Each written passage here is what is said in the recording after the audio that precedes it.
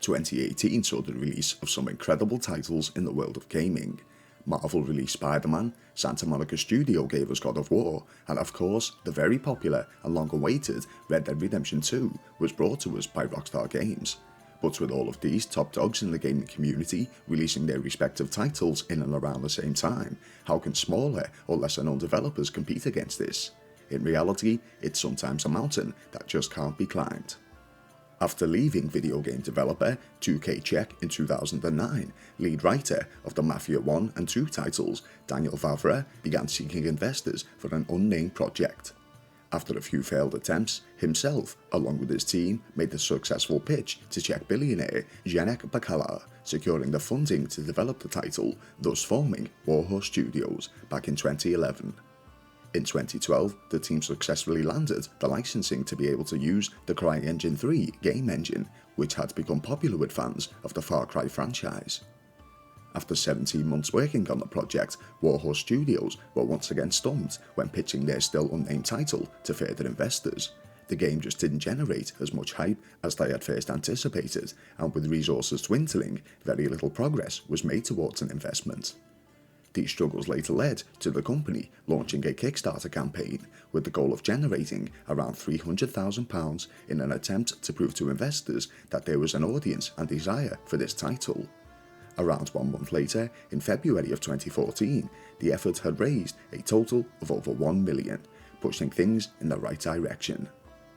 The game was now given a title, Come Deliverance, launching an alpha version in October of 2014 and then a beta in March of 2015. Securing the deal the following year with game publisher Deep Silver, both a console and PC version of the title was announced. Finally, on February 13th of 2018, the final version of Come Deliverance was released on PlayStation 4, PC and Xbox One. When a title releases, gamers, including myself, often compare it to other similar titles. The Elder Scrolls V Skyrim was KCD's main comparison, but this game brings so much more to the table than Skyrim did. I'm not knocking Skyrim at all, believe me, as it's one of my all-time favourite titles, something of which I still go back to today, but where Skyrim was more about magic and wizardry, Kingdom Come introduced a more realistic version of the Middle Ages. Let me explain a little of the backstory to the title. The game is set in the Kingdom of Bohemia during the early 15th century, which is now known as the Czech Republic.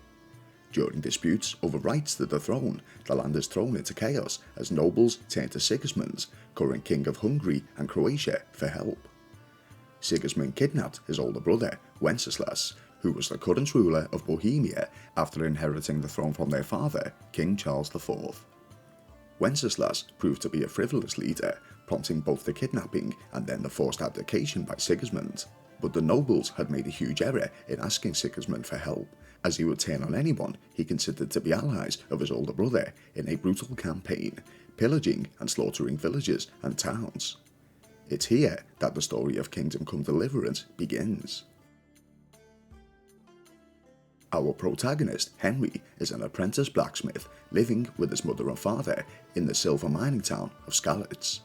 Waking after a night of boozing with his friends, Henry is scolded by his father for sleeping late, pointing out that they have a busy day ahead of them, as the blacksmithing father and son duo must forge a sword for one of King Wenceslas' headmen, Sir Radzik Kobila.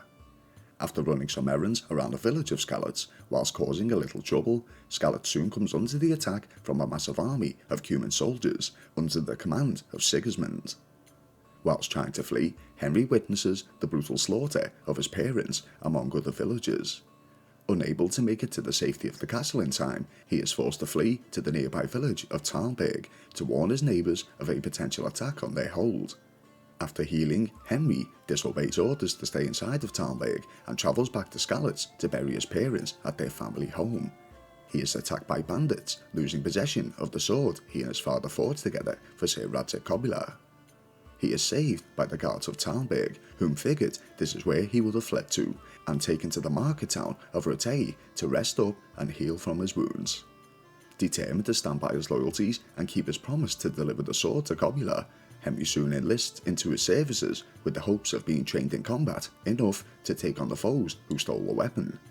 It's during this segment that the open world aspect of Kingdom Come Deliverance truly begins.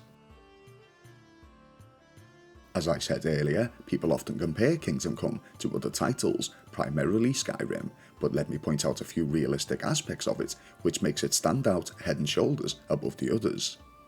KCD isn't so much a fantasy game, but more of an accurate medieval times role-playing simulator, even detailing such things as the need to eat, sleep, maintaining fatigue, and has a pretty accurate day and night cycle, all of which play a pivotal part in the game. Common for a blacksmith's apprentice during the early 15th century, Henry is unable to read, but can actually learn a skill as the game progresses. The same goes for sword fighting and shooting a bow and arrow in combat. These skills must be learned and practiced repeatedly in order for him to become better at it.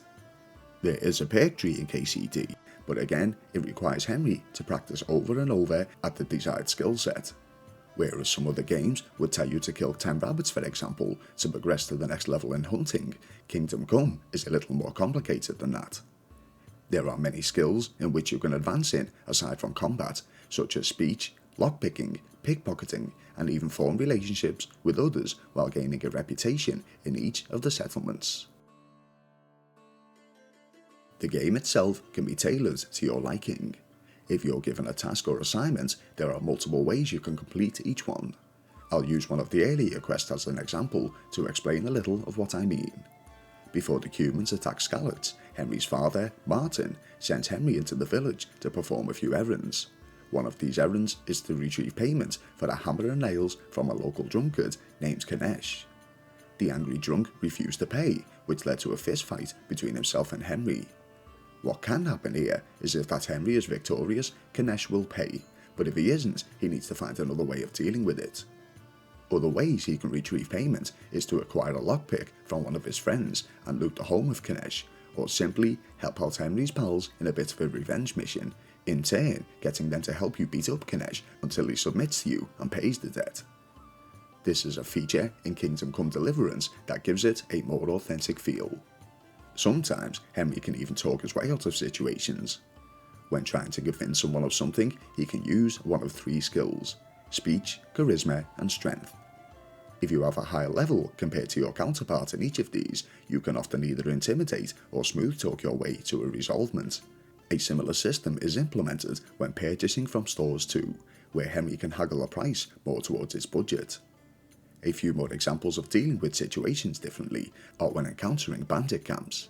Henry can either sneakily deal with the opposition, go in all guns blazing, or even drop a little poison into the cooking pot and simply wait them out.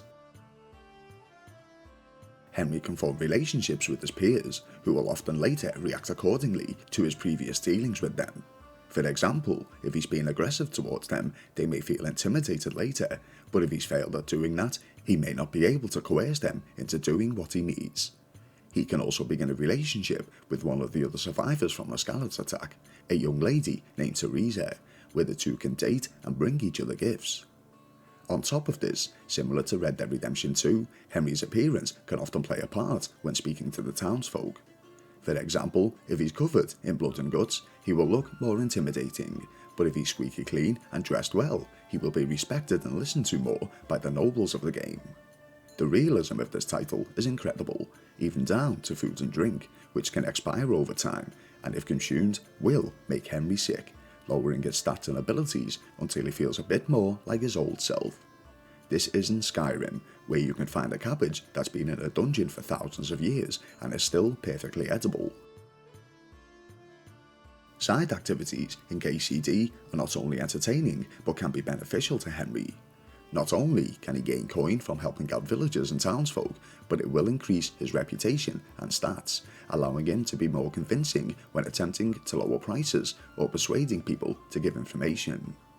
These activities can range from taking out bandit camps, to pickpocketing and splitting the rewards, grave robbing, or there's even one where Henry is tasked with travelling into the woods and retrieving some missing birds. Also, there are many places that Henry can enjoy a round or two of Farkle, which is a pretty fun pastime that he can earn a little money from if he's successful. Alchemy is also a feature in the title, but unlike Skyrim, it's much more complicated than just having the right ingredients. Henry will actually have to prepare the potions and ailments in a specific manner by following instructions from a book down to the letter. Just another incredibly realistic feature in Kingdom Come. All in all, Kingdom Come Deliverance has a lot to offer, from its beautiful scenery, incredible story, and memorable characters. There are so many different ways of doing things that its replayability value is very high. An example of this is that early on during my playthrough, after being enlisted into the service of Sir Radzik Copula, I was tasked with patrolling the town of Ratai to keep the peace. Mistakenly, I drank some alcohol before the mission instead of consuming food. Basically, I picked the wrong item. In turn, Henry was drunk the entire mission, showing blurred vision as he staggered throughout the town. Even when dealing with a verbal confrontation between a shop owner and a beggar, Henry would slur and his mannerism would show intoxication, even during the cutscene portion. This is how detailed this game can be.